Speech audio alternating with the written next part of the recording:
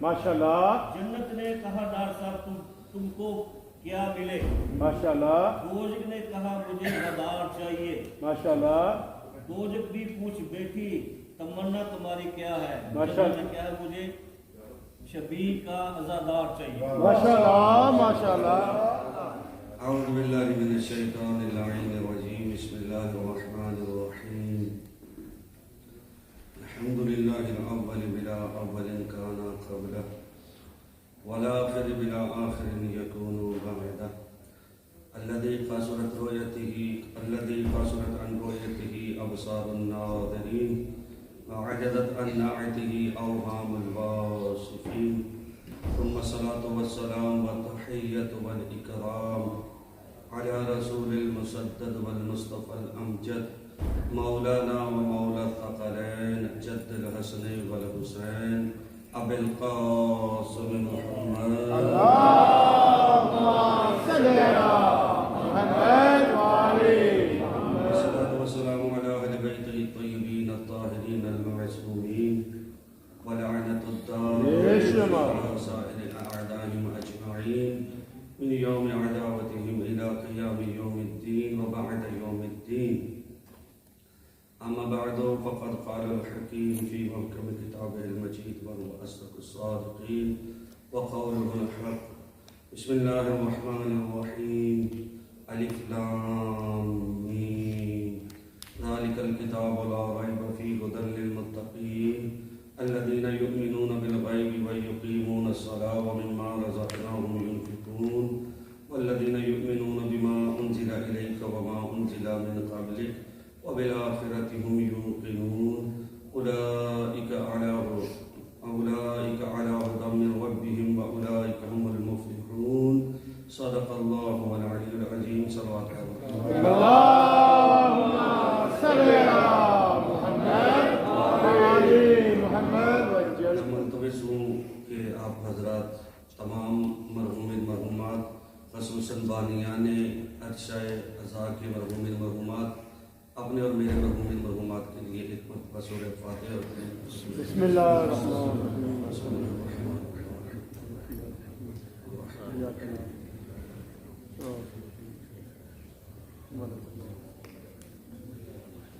بسم اللہ الرحمن الرحیم۔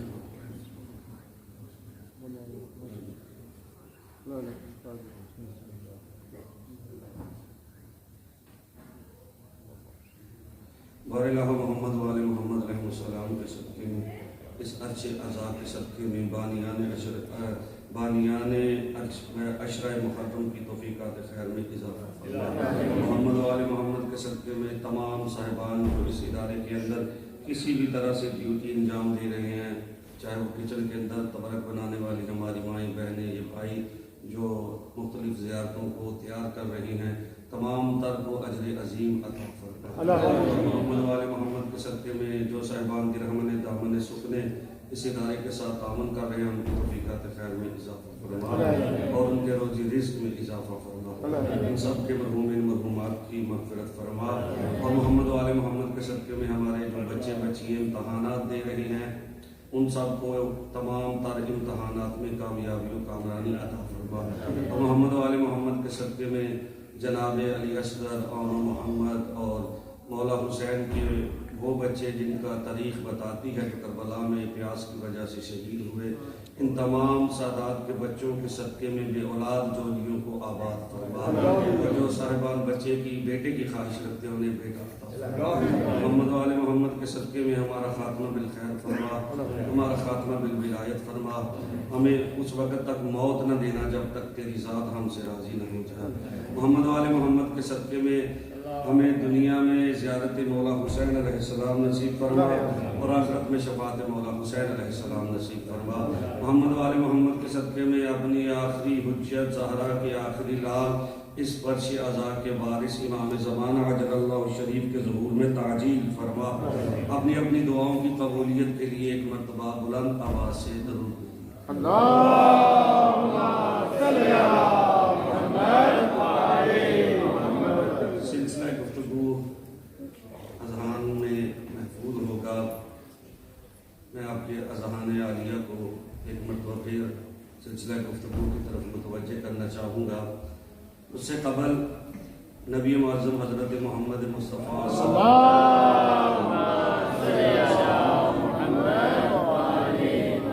فرمان ذیشان سنانا چاہتا ہوں اس مناسبت سے کہ آج 14 اگست ہے، پاکستان مارز وجود میں ہے۔ آپ پیغمبر فرماتے ہیں کہ حب الوطن من الایمان، وطن سے محبت کرنا ایمان ہے۔ شاید میں لفظ سمجھا نہیں پایا۔ پیغمبر فرماتے ہیں کہ ایمان کے مختلف درجے ہیں، ان میں سے ایک درجہ یہ ہے کہ اگر کوئی انسان اپنے وطن سے محبت کرے تو یہ بھی ایمان ہے۔ گویا وطن سے محبت وہی کرے گا جو مومن ہے۔ ماشاءاللہ ماشاءاللہ۔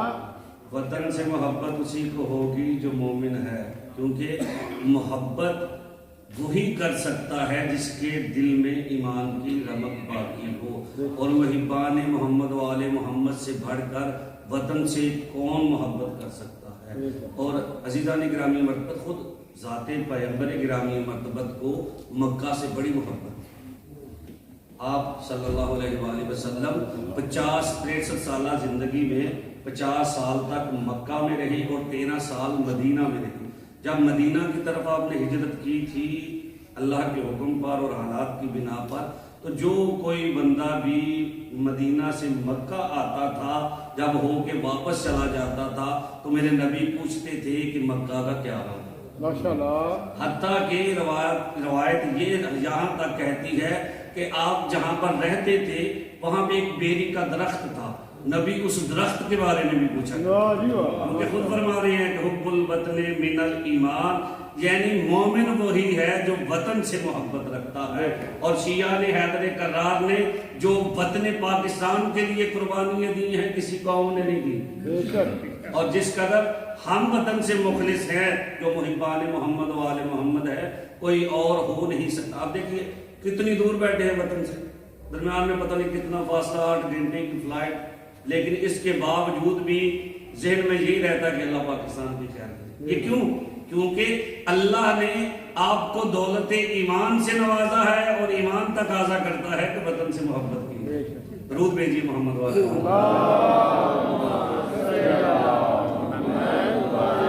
عزیزان گرامی قدر، سلسلہ گفتگو سورہ بقرہ کی 5 آیات کے متعلق ہمارا جاری و ساری ہے۔ پہلی 5 آیات جو ظاہراً روز جن کا میں ترجمہ کرتا رہتا ہوں، خالق فرما رہا ہے ذالک الکتاب، الف لام میم ذالک الکتاب، یہ وہ کتاب ہے جس میں کسی قسم کے شک و شبہ کی گنجائش نہیں، اور یہ کتاب ہدایت ہے، ہدی للمتقین، متقین کے لیے۔ یعنی یوں تو یہ کتاب میں نے سراپائے ہدایت قرار دے کر قلب مصطفیٰ پہ نازل کی، لیکن اس سے ہدایت وہی پائے گا جو متقی ہوگا۔ ماشاءاللہ۔ اور پھر میرے اللہ نے متقین کی علامات کو بیان کرتے ہوئے بتایا کہ متقی وہ ہے۔ بڑی آہستگی کے ساتھ اس لیے پڑھ رہا ہوں کہ جو بندے آج تشریف لائے ہیں وہ گفتگو کے ساتھ مل سکے۔ کہا متقین کی علامتوں کو پھر بیان کرنا شروع کیا، کہا کہ متقی وہ ہے جو غائب پر ایمان رکھتا ہے، متقی وہ ہے جو نماز کا ادا کرنے والا ہے، متقی وہ ہے جو میرے دیے ہوئے رزق میں سے خرچ کرتا ہے، متقی وہ ہے جو ہر اس چیز پر ایمان رکھتا ہے جو میں نے مصطفیٰ پہ نازل کی، متقی وہ ہے جو ہر اس چیز پر ایمان رکھتا ہے جو میں نے مصطفیٰ سے پہلے نازل کی۔ متقی کی علامتیں بیان کرنے کے بعد میرے اللہ نے فرمایا یہ متقین ہی ہیں جنہیں اللہ نے ہدایت دے رکھی ہے، اور قیامت میں میرا انعام بھی متقیوں کو ہی ملے گا۔ ماشاءاللہ ماشاءاللہ۔ عزیزان گرامی مرتبت غور فرمائیے گا کہ گفتگو کے مراحل کو طے کرتے ہوئے ہم پہنچ گئے یہاں تک ہدی للمتقین، یہ قرآن متقین کے لیے ہدایت ہے۔ متقی کسے کہا جاتا ہے؟ جس کے اندر، جس کے دل کے اندر تقوی ہو۔ اور تقوی کسے کہا جاتا ہے؟ تقوی یوں سمجھ لیجئے کہ ایک انسان نے ایسی جگہ سے گزرنا ہے جہاں ہر طرف کانٹے ہی کانٹے، ماشاءاللہ۔ انسان نے ایک ایسی راہ کراس کرنی ہے، ایک ایسا بارڈر کراس کرنا ہے کہ جس کی دونوں طرف میں کانٹے ہیں، درمیان میں راستہ ہے اور ان کانٹوں سے بچ کے جانا۔ یعنی متقی اسے کہا جاتا ہے جو اپنے دامن کو ہر خطرے سے بچا کر منزل مقصود تک پہنچے۔ ماشاءاللہ۔ یعنی خطرات کیا ہو سکتے ہیں ایک متقی کے لیے؟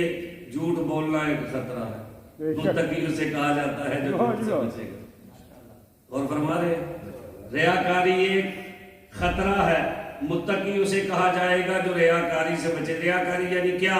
مجلس شبیر میں، اس لیے نعوذ باللہ کسی بندے کی اگر نیت یہ ہو، میں صرف مثال دے رہا ہوں، اگر کوئی بندہ یہ سوچ کے مجلس شبیر میں آئے کہ لوگ مجھے دیکھ کے کہیں کہ یہ مجلس میں آیا تھا، تو یہ ریاکاری ہے۔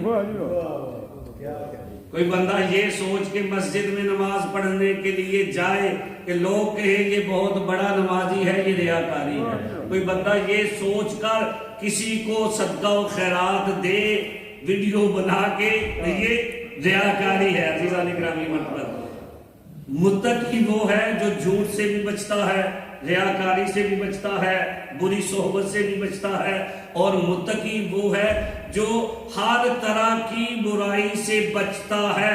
اور اللہ نے وعدہ کر رکھا ہے کہ میں یہ قرآن بھیج رہا ہوں بطور ہدایت، اور ہدایت وہ لے گا جو متقی ہے، یعنی جو ہر قسم کی برائی سے بچ جائے گا، پھر قرآن سے کہے گا کہ مجھے ہدایت دے، تو قرآن ہدایت دے گا۔ ماشاءاللہ ماشاءاللہ۔ نعرہ تکبیر، اللہ اکبر، نعرہ رسالت، یا رسول اللہ، نعرہ حیدری یا علی۔ اور فرما رہے ہیں ماشاءاللہ ماشاءاللہ۔ جس طرح متقی کے لیے ضروری ہے، تقوی کو حاصل کرنے کے لیے ضروری ہے کہ انسان ہر خطرے سے بچے، تو انسان کو جو ہدایت دے گا، یعنی جو ہادی ہوگا، وہ ہادی اور رہنما اور پیشوا بھی ایسا ہونا چاہیے جو ہر قسم کی لغزش سے دور ہو، جس سے یعنی جس کے اندر کسی قسم کا کوئی عیب نہ پایا جائے، تو وہ ہدایت کرے گا۔ عزیزان گرامی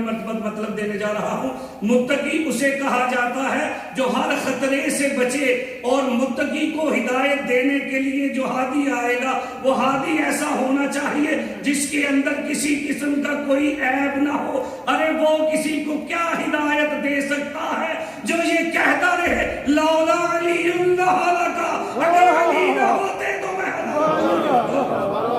نعرہ تکبیر، نعرہ رسالت، نعرہ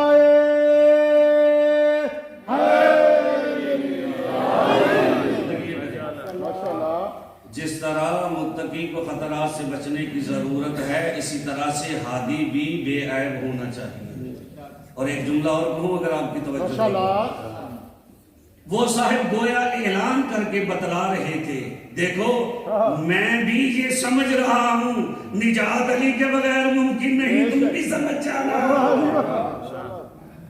کہا، اور یہ لفظ ہے کیونکہ میرے نبی نے ارشاد فرمایا ہے کہ علی جی حق ہے۔ بے شک امیر کائنات علی ابن ابی طالب علیہ السلام کی فضیلت کو بیان کرتے ہوئے میرے نبی فرماتے ہیں الحق مع العلی وعلی مع الحق، حق علی کے ساتھ ہے اور علی حق کے ساتھ ہے۔ اور اگلا جملہ عزیزان گرامی مرتبت انتہائی محبت بڑا اور انتہائی فضائل بڑا جملہ ہے۔ نبی فرماتے ہیں کہ الحق مع العلی وعلی مع الحق، اور پھر دعا دیتے ہیں میرے کائنات کو اللہم ادر الحق حیث ما دار علی، حق علی کے ساتھ ہے، علی حق کے ساتھ ہے، اے اللہ تو حق کو ادھر ادھر علی ملتا ہے، یعنی علی کو حق کے پیچھے جانے کی ضرورت نہیں ہے، حق خود چل کے علی کے پیچھے۔ نعرہ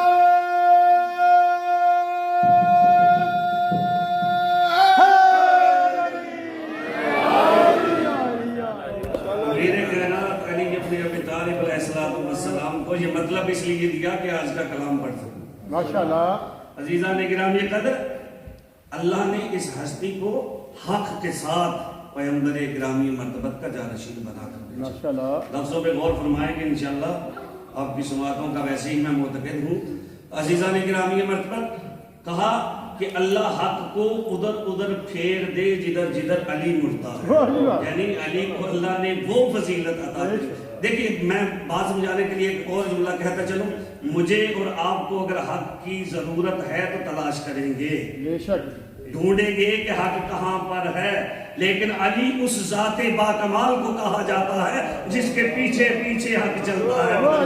کہاں 300 جمعے کیوں ہے عزیزوں، پھر جملہ کہہ رہا ہوں آپ کو اور مجھے اگر حق کی ضرورت ہے۔ اچھا تھوڑا سا جملہ بڑھا کے کہتا ہوں، اگر کسی بھی اصحابی پیغمبر کو حق تلاش کرنے کی ضرورت ہے تو اسے حق کو تلاش کرنا پڑے گا، کوئی جتنا بڑا مفتی مولوی مولانا علامہ ہی کیوں نہ ہو، اگر وہ حق تک پہنچنا چاہتا ہے تو حق کی تلاش کرے گا۔ علی اس ذات باکمال کو کہتے ہیں جس کے پیچھے پیچھے حق چلتا ہے۔ اور عزیزان گرامی میرے لفظوں پہ غور فرمائیے گا، علی سے مہدی تک یہ ہے حق، علی سے مہدی تک یہ ہے حق، ان سے بغض گویا ولادتوں میں شک۔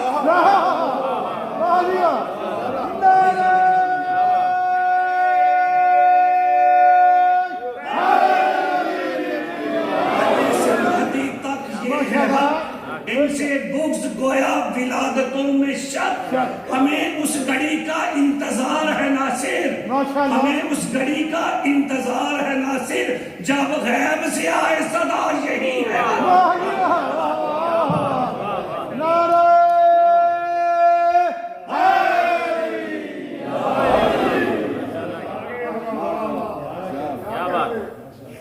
اجازت دیں تو میں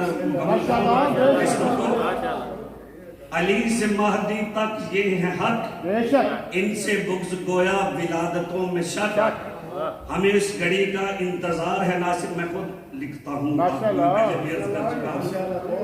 میں خود لکھتا ہوں جو کلام کی میں نے آج تک اشعار پڑھے ہیں الحمدللہ ایک کے علاوہ بخشر میں نے اپنا کلام لکھا، اور میں کوشش نہیں کرتا، میں بتا چکا ہوں پہلے مجلس کی تیاری کے درمیان اللہ عطا کر دیتا ہوں۔ میں نے کوشش نہیں کی، بہت زیادہ کوشش اسے کہا جاتا ہے، مجلس تیار کرتے کرتے روایات سامنے آتی ہیں تو کافی ردیف خود ہی مل جاتا ہے۔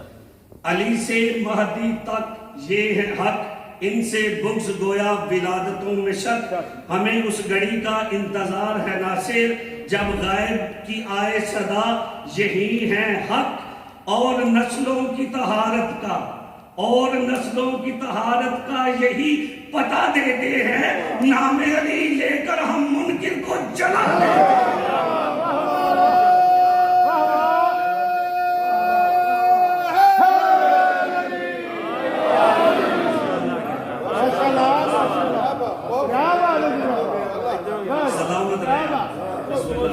ماشاءاللہ میرے خیال کو نسبت ہوئی مدینے سے، ماشاءاللہ میرے خیال کو نسبت ہوئی مدینے سے، مہک گلاب کی آنے لگی پسینے سے، ماشاءاللہ نبی کی آل سے الفت نہیں تو مر جاؤ، کچھ کہہ رہے ہیں مر جانا چاہیے، نبی کی آل سے الفت نہیں تو مر جاؤ، تمہارا مرنا ہی بہتر ہے ایسے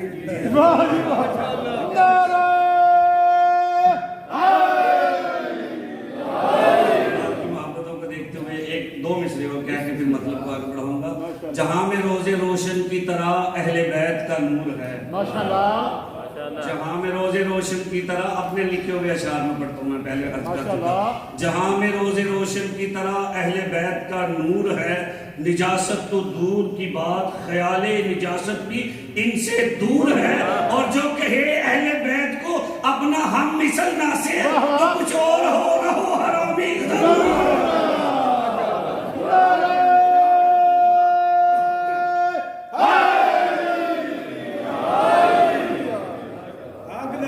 باطل کو تڑپاتا ہے، ماشاءاللہ آگ لگا کر باطل کو تڑپاتا ہے، ماشاءاللہ کالے دلوں کا چہرے پہ لے آتا ہے، ماشاءاللہ ایسا ہے سرکار علی دا نعرہ، ایسا ہے سرکار علی دا نعرہ، مار ملنگا مار علی دا نعرہ، نعرے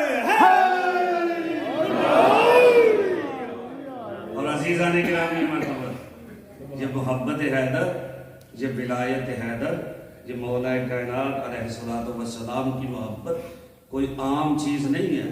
اتنی بڑی عبادت ہے، لفظ پہ غور فرمائیے گا، ماشاءاللہ۔ لفظ آیا نہ ہونے پائے، یہ اتنی بڑی عبادت ہے کہ بغیر وحی کے نہ بولنے والا رسول ارشاد فرماتا ہے حب علی یومن خیر من عبادت السنا۔ خدا کے لیے ہر بندہ میری طرف متوجہ رہے، میرے لفظوں کو سننے کی اور سمجھنے کی کوشش کیجئے گا۔ علی کی ولایت اتنی بڑی محبت ہے کہ نبی معظم فرماتے ہیں حب علی یومن، علی کی ایک دن کی محبت خیر من عبادت سنا، پورے سال کی عبادت سے افضل۔ واہ جی واہ، واہ جی واہ، ماشاءاللہ ماشاءاللہ۔ ایک دن کی محبت، اور جو بندہ ہر سانس کے ساتھ علی علی کرتا ہو، واہ واہ واہ واہ، جو بندہ ہر لحظہ امیر کائنات علیہ السلام کی ولایت کا دم بھرتا ہو، بے شک، تو اس بندے کی عظمت کی کیا کہیں۔ کیا عزیزان گرامی مرتبت، مولا کائنات علیہ السلام کو اللہ نے بڑی فضیلتوں سے نوازا ہے۔ آج گفتگو فضائل کے حوالے سے شروع ہو گئی، اس لیے میں فضائل کو ہی آگے لے کے جا رہا ہوں۔ ماشاءاللہ ماشاءاللہ۔ پیغمبر نے ارشاد فرمایا، قرآن کی ایک آیت کو پڑھا ایک مجمع کے اندر، فرمایا کہ اللہ قرآن میں فرماتا ہے وَأُوفِي بِعَهْدِي أُوفِ بِعَهْدِكُمْ۔ اللہ فرماتا ہے کہ جو تم نے وعدہ کیا تھا نا، وہ وعدہ تم پورا کرو، میں اللہ اپنا وعدہ پورا کروں۔ ماشاءاللہ ماشاءاللہ۔ اوفی بعہدی اوفی بعہدکم، تم اپنا وعدہ پورا کرو اور میں اپنا وعدہ پورا کروں گا۔ اب جب حضرت آدم علیہ السلام اس دنیا سے گئے تو انہوں نے بھی اپنی قوم سے وعدہ لیا، کہا کہ دیکھو میں تم میں سے عنقریب جانے والا ہوں اور مجھ سے وعدہ کرو کہ میرے بعد میرے وسیع شیز کے ساتھ وفا کرو۔ واہ جی، غور فرمائیے گا، جو ماشاءاللہ، آہستگی کے ساتھ مطلب تک لے کے جانا چاہتا ہوں۔ پھر ان کے بعد حضرت نوح علیہ السلام نے اس دنیا کو جب چھوڑنا چاہا تو پھر انہوں نے بھی اپنی قوم سے وعدہ لیا کہ جب میں تم میں نہ رہوں تو میرے وسیع شام کے ساتھ وفا کرنا۔ ماشاءاللہ۔ اسی طرح جب حضرت اسماعیل اس دنیا کو، حضرت ابراہیم علیہ السلام اس دنیا کو چھوڑ کے جانے لگے تو انہوں نے اپنے وسیع حضرت اسماعیل کے بارے میں لوگوں سے وعدہ لیا۔ مطلب یاد ہے نا کہ اللہ کہتا ہے کہ تم اپنے وعدے کو پورا کرو، میں اپنے وعدے کو پورا کروں گا۔ ہر نبی اپنے بعد والے وسیع کے لیے وعدہ لیتا رہا اور بات کرتے کرتے یہاں تک آئی کہ حضرت عیسیٰ نے جو آسمانوں پہ جنہیں اللہ نے اٹھا لیا ہے، انہوں نے بھی وعدہ لیا اپنے وسیع شامون کے بارے میں، دیکھو عنقریب میں تم میں نہیں رہوں گا، میرے وسیع سے وفا کرنا۔ اور پھر بات یہاں تک آئی کہ میرے نبی نے ارشاد فرمایا دیکھو اب عنقریب میں تم میں نہیں رہوں گا، میرے بعد علی سے وفا کرنا۔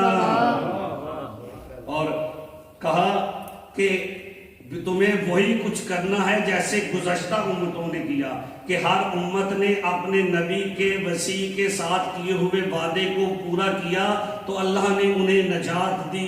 جن جن افراد نے اپنے نبی کے وسیع کے حوالے سے وعدے کو پورا نہ کیا، اللہ نے اسے نجات نہ دی۔ اور پھر میرے مولا نے، پھر میرے نبی نے امیر کائنات کے فضائل پڑھتے ہوئے سنایا اور کہا کہ ایھا الناس انا علی امامکم من بعدی، اے لوگو میرے بعد علی تمہارا امام ہے، اور وخلیفۃ علیکم وہو وصی و وزیری و ناصری و زوج ابنتی، اے لوگوں میرے بعد علی تمہارا امام بھی ہے، میرا وزیر بھی ہے، میرا وصی بھی ہے، اور میری بیٹی کا شوہر بھی ہے۔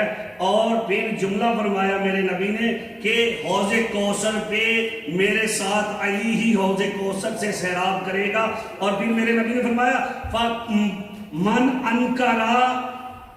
من انکرانی فقد انکر اللہ، جس نے میرا انکار کیا گویا اس نے اللہ کا انکار کیا۔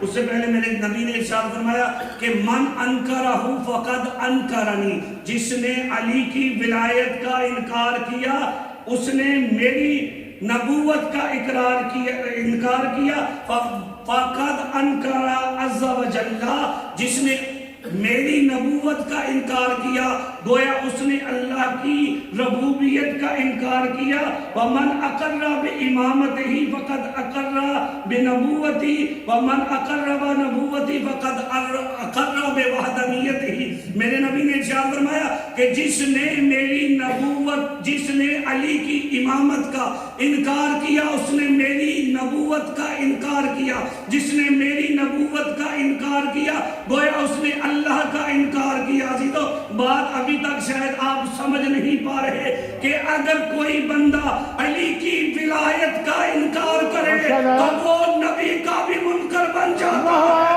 اللہ کا بھی منکر بن جاتا ہے نبی فرما رہے ہیں کہ جس نے علی کی ولایت کا انکار کیا اس نے میری نبوت کا انکار کیا اس نے اللہ کی وحدانیت کا انکار کیا یعنی جو اللہ کا منکر ہے جو رسول اللہ کا منکر ہے اسے کچھ نہیں کہا جا رہا سارا زور ولایت کے اوپر ہے یہی وجہ ہے کہ اکثر خطبہ ولایت میں ہی زور لگاتے ہیں کہ کہا جا رہا ہے کہ اگر علی کی ولایت کا انکار کرو گے مصطفیٰ کی نبوت کو بھی تم نے نہیں مانا اللہ کی وحدانیت کو بھی تم نے نہیں مانا اگر تم نے ولایت حیدر کا اقرار کر دیا تو پتا چلے گا تم نبی کے بھی ماننے والے ہو اللہ کے بھی ماننے والے ہو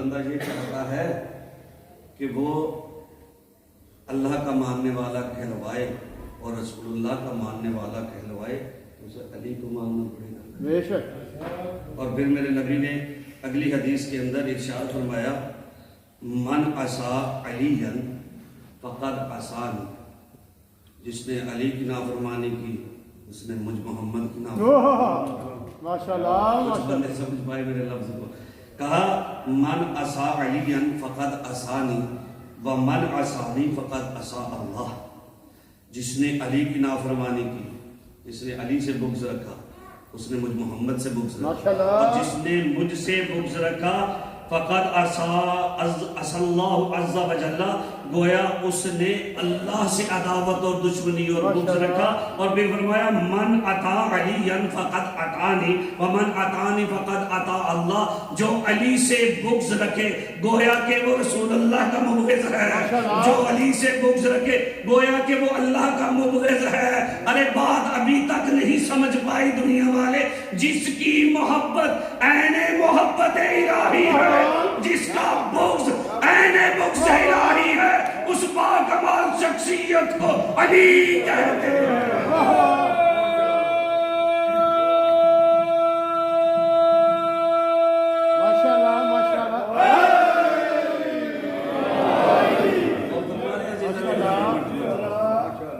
جس کی محبت عین توحید ہے اسے علی کہتے ہیں اور پھر فرمایا کہ من رد علی علی فی قول او فعل فقد رد علی ومن رد علی فقد رد علی اللہ فوق عرشہ میرے نبی نے فرمایا جس نے علی کے قول و فعل کی تردید کی بڑے آرام سے جملہ کہہ رہا ہوں جس بندے نے علی کے قول و فعل کی تردید کی اس نے مجھ محمد کی تردید کی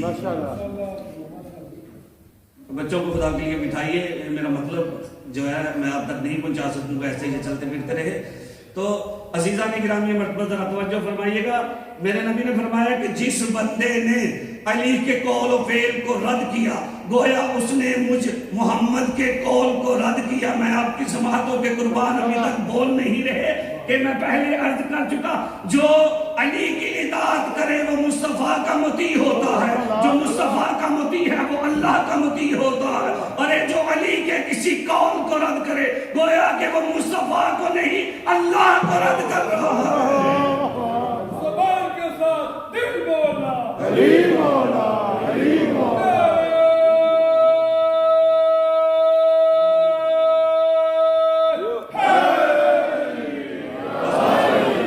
حدیث بیان کر کے گفتگو تمام کروں۔ عزیزان گرامی مرتبہ فضیلت حیدر کو بیان کرنے کے لیے ساری انسانیت بھی کرنے لگ جائے تو نہیں کر سکتے۔ انسان نہیں کہہ رہا، انسانیت کہا۔ میرے نبی نے ارشاد فرمایا من اختار منکم علی علی اماما فقد اختار علی نبیا ومن اختار علی نبیا فقد اختار علی اللہ عز وجل ربا۔ بس میرے نبی نے اس جملے کے ساتھ مولا کائنات کے فضائل کی انتہا کر دی۔ کہا کہ جو علی کو اپنا امام مانے گا اسی نے مجھے نبی بھی مانا۔ ماشاءاللہ ماشاءاللہ، واہ واہ واہ واہ۔ اور عزیزان گرامی مرتبہ اللہ نے اس امیر کو اتنے فضائل عطا کیے ہیں، اور کہا کہ جو بندہ مجھ سے پہلے علی کو اپنا امام مانے گا گویا کہ وہ میری نبوت کا بھی معتقد ہے، گویا کہ وہ اللہ کی توحید کا بھی معتقد ہے۔ اور اس جملے کا جو یہ ردیف کافیہ کی صورت میں جیسے اشعار ہے، اس جملے کا جو عکس آیا، پھر کہا کہ جس نے علی کی امامت کا انکار کیا گویا کہ اس نے نہ مجھے نبی مانا نہ خدا کو خدا مانا ہے۔ اور پھر میرے نبی نے ارشاد فرمایا کہ خالق لمجزل نے میرے اس وسیع علی کو سید الوسیعین بنا کر بھیجا، اور نوریوں کا سردار ہے علی، ماشاءاللہ، اور مومنوں کا مولا ہے علی، اس کا ولی میرا ولی ہے، یعنی جو علی کا دوست ہے وہ رسول اللہ کا دوست ہے، اور اس کا دشمن میرا دشمن ہے۔ عزیزوں بار بار یہ حدیث انہی لفظوں کے صورت میں آ رہی ہے کہ پہلے نبی نے فرمایا جس نے علی کو امام مانا اس نے مجھے اپنا نبی مانا، جس نے مجھے اپنا نبی مانا گویا اس نے اللہ کو اپنا اللہ مانا، جس نے علی کا انکار کیا اس نے میرا انکار کیا۔ اسی طرح میرے نبی نے فرمایا جس نے علی کو امام مانا گویا کہ اس نے مجھے اپنا نبی مانا، جو علی کا دوست ہے وہ میرا دوست ہے، جو میرا دوست ہے وہ اللہ کا دوست ہے، جو علی کا دشمن ہے بات سمجھنے کی کوشش کیجیے خدا کے لیے، جو علی کا دشمن ہے گویا وہ مجھ رسول کا بھی دشمن ہے، خدا کا بھی دشمن ہے۔ نعرہ تکبیر، اللہ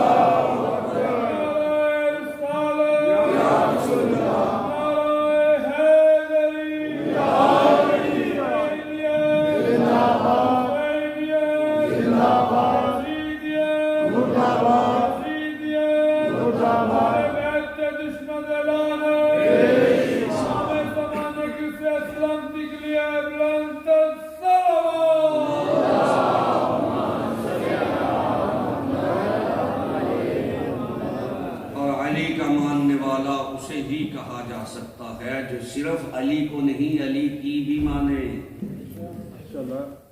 عزیزان گرامی مرتبت محبان محمد و آل محمد حقیقت میں وہی ہیں جو محمد و آل محمد علیہ السلام کی فرامین کی عکاسی میں زندگی گزارتے ہیں۔ انسان سے غلطی کی زیادت ہوتی ہیں، انسان خطا کا پتلا ہے، کبھی دائیں کبھی بائیں ہو جاتا ہے، لیکن ایسا نہ ہو کہ ہمیشہ بائیں جائے دائیں جانے کی کوشش ہی نہ کرے۔ غلطی سرزد ہو جانا کوئی بڑی بات نہیں ہے، انبیاء سے بھی ترقی اولا ہوئے ہیں، انسان سے غلطی ہو جانا کوئی بات نہیں ہے، لیکن عزیزان گرامی مرتبہ چونکہ ہم نے ان کو مانا ہے جو عین حق ہیں تو ہمیں حق کے اوپر چلنے کی ضرورت ہے، اور حق پہ چلنے کے لیے سب سے پہلا مرحلہ جو ہے وہ نماز کا مرحلہ ہے۔ اور نماز کی فضیلت کی ایک حدیث بیان کر کے مطلب آگے لے جاؤں گا تاکہ آپ یہ نہ کہیں کہ آج موضوع نماز کا شروع کر دیا۔ عزیزان گرامی مرتبت، نماز کو اللہ نے اتنی فضیلت اور اہمیت دی ہے. میری طرف توجہ فرمائیے گا خدا کے لیے. مجھے لا کے ایسا رہا ہے کہ بندے تھک گئے ہیں. جو بندے نہیں تھکے بلند آواز سے درود بھیجیے.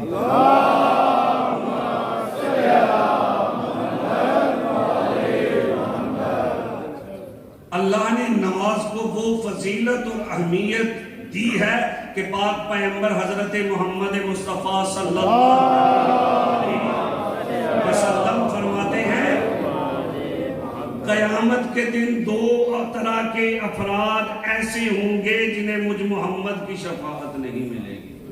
عزیزان گرامی مرتبت، میں اور آپ سارے حضرات جتنے بھی مومنین مومنات مسلمان مسلمات ہیں سارے اعمال کیوں کر رہے ہیں؟ تاکہ روز محشر محمد و آل محمد کی یا فقط محمد کی شفاعت ملے. اور میرے نبی فرما رہے ہیں کہ دو بندے ایسے ہیں جنہیں روز محشر میری شفاعت نصیب نہیں ہوگی. فرمایا کہ پہلا وہ بندہ ہے جو تارک الصلاۃ ہے، مجھ محمد کی شفاعت اسے نہیں ملے گی. اور فرمایا کہ دوسرا وہ بندہ جو نعوذ باللہ شراب پینے والا ہے، مجھ محمد کی شفاعت اسے نہیں ملے گی. میں جملہ کہنے جا رہا ہوں، کسی کو اچھا لگے یا برا مجھے معاف کیجئے گا جسے برا لگے. عزیزان گرامی مرتبت، اگر نماز نہ پڑھے انسان تو میں صرف یہی کہوں گا اس نے علی کو مانا ہی نہیں ہے. اگر شراب پیے تو میں صرف اتنا ہی کہوں گا کہ اگر تو خود شراب پیتا ہے تو سیدہ کے شرابی میں کے دربار میں جانے کو کیوں سنتا ہے؟ عزیزان گرامی مرتبت، محب اہل البیت وہی ہے جو تارک الصلاۃ نہ ہو، اور محب اہل البیت وہی ہے جو اس نجس چیز کی طرف دیکھے تک نہ. پینا تو میں نہیں کہہ سکتا، پینے کی تو بات ہی اور ہے، دیکھے تک نہ. اور عزیزان گرامی قدر، یہ فضیلتیں، یہ عظمتیں، یہ عنایتیں اللہ نے اس گرانے کو اتنی آسانی سے نہیں دی. اس کے لیے اللہ نے رسول اللہ کے خنوادے کا خون مانگا ہے. جتنی عظمتیں اللہ نے دی ہیں اس خنوادے کو، اتنے ہی اللہ نے اس خنوادے کے امتحانات رکھے. اور ایک امتحان نہیں لیا جاتا، امتحان کے بعد امتحان کا سلسلہ. ایک مرحلہ طے نہیں ہوتا تھا کہ دوسرا مرحلہ شروع ہوتا. ایک مصیبت ختم نہیں ہوتی تھی کہ دوسری مصیبت آن پڑتی.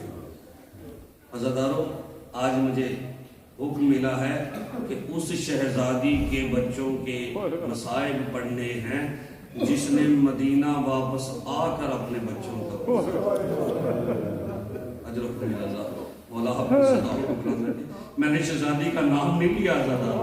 آپ کو شہزادی سے محبت ہی اتنی ہے کہ آپ سمجھ گئے کہ آج کی شہزادی کے بچوں کا تذکرہ ہو رہا ہے. ہاں عزادارو، یہ وہی شہزادی ہے جب بھیا حسین کے ساتھ مدینہ سے نکلی تھی تو جانے سے پہلے اپنے شوہر عبداللہ کے پاس جا کے کہتی ہے، زمین پہ بیٹھ جاتی ہے میری آقازادی، اور عبداللہ سے کہتی ہیں عبداللہ میں تجھے ایک بات یاد دلانا چاہتی ہوں. عبداللہ کہتے ہیں میری آقازادی کون سی بات یاد دلانی ہے؟ کہا کہ جب آپ کا اور میرا عقد ہوا تھا تو میرے بابا علی نے ایک وصیت کی تھی. خدا کے لیے رونے سے شرمانا نہ، بس چند دن کے مہمان رہ گئے یہ کربلا والے. عزادارو، بی بی کہتی ہے کہ عبداللہ میں تمہیں وہ وصیت یاد دلوانا چاہتی ہوں کہ جب ہمارا عقد ہوا تھا تو میرے بابا علی نے کہا تھا عبداللہ جب میری بیٹی زینب تم سے اپنے بھائی کے ساتھ سفر پہ جانے کے لیے کہے تو اسے روکنا نہ.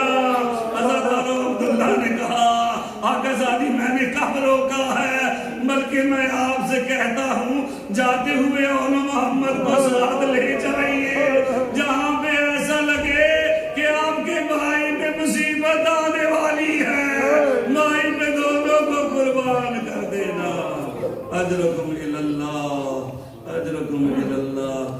بس عزادارو، 10 محرم کی جو رات تھی نا جسے شب عاشور کہا جاتا ہے، شب عاشور کے انتہائی دلسوز مصائب ہیں. ایسے ایسے مصائب ہیں کہ جنہیں نہ تو پڑھنے والا بھی پڑھ سکتا ہے، نہ سننے والا آسانی سے سن سکتا ہے۔ حضرت شب عاشور کی رات کا عجیب سا منظر تھا۔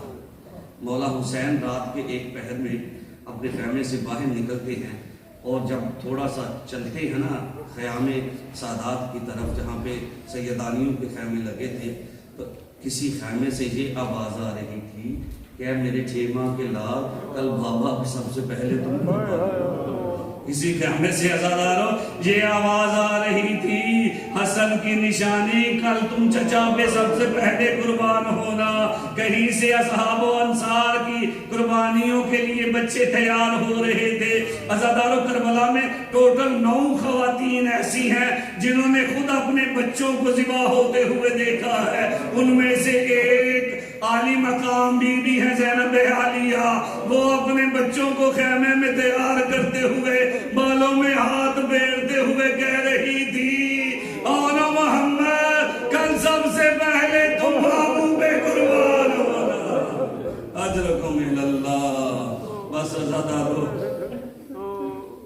ذرا سمجھنے کی، محسوس کرنے کی کوشش کیجئے۔ شاید مرد حضرات میرے جملے کی وسعت کو نہ سمجھ سکے، میری مائیں بہنیں بیٹیاں آسانی سے سمجھ جائیں گی۔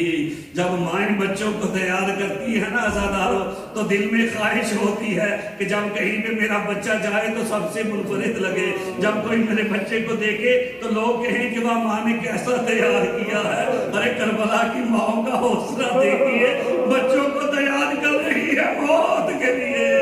کل سب سے پہلے تمہیں ذبح ہونا ہے، کل سب سے پہلے تمہیں ذبح ہونا ہے۔ بس عزادارو مولا آپ کو غم حسین کے سوا کوئی غم نہ دے، سنتے بھی آئیے حوصلے کے ساتھ، اور ساتھ ساتھ روتے بھی آئیے، اور ساتھ ساتھ دعائیں بھی مانگتے رہیے اپنی۔ عزادارو ایک روایت میں آج آپ کے سامنے نقل کرنا چاہتا ہوں، اللہ کرے میں اس روایت تک پہنچ جاؤں۔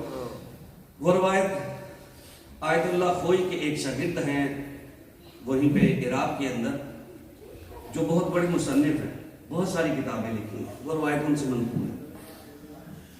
بی بی اونا محمد کو تیار کر رہی تھی اور کہہ رہی تھی کہ دیکھو کل جب تم میدان کارزار میں جانا نا، تو سب سے پہلے اپنے ماموں سے موت کی اجازت لینے کے لیے جانا، تمہیں اجازت مل جائے گی۔ بس عزادارو رات کا پہر ڈلا، صبح کا ٹائم ہوا، انصار کی شہادتیں ہونا شروع ہوئی، ایک کے بعد ایک انصار شہید ہوتا رہا۔ جب قافلہ انصار میں سے کوئی باقی نہ رہا تو اس کے بعد سادات کی شہادتوں کا سلسلہ شروع ہوا۔ تو ایک مرتبہ بی بی کے دونوں شہزادے اونا محمد ماموں کے پاس جاتے ہیں اور جا کے کہتے ہیں ماموں جان ہمیں موت کی اجازت دے دو۔ ذرا جملوں کی گہرائی کو سمجھیے گا، ذرا دل سے سمجھنے کی کوشش کیجئے گا خدا کے لیے۔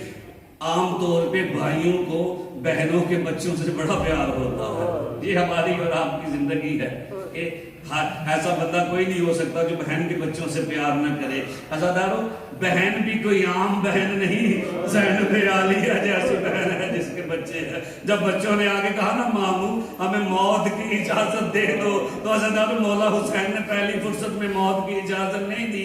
بھائی تبوت زیارت والوں میرے جملے ضائع نہ ہونے دینا خدا کے لیے، میرے اشارے کا انتظار کرنا، مجھے تھوڑا سا پڑھنے دو خدا کے لیے۔ عزادارو یہ دونوں شہزادے جب گئے نا، اونا محمد کہا ماموں ہمیں مرنے کی اجازت دے دو، مولا حسین نے پہلی فرصت میں اجازت نہیں۔ عزادارو یہ دونوں شہزادے واپس خیام کی طرف چلے جاتے ہیں۔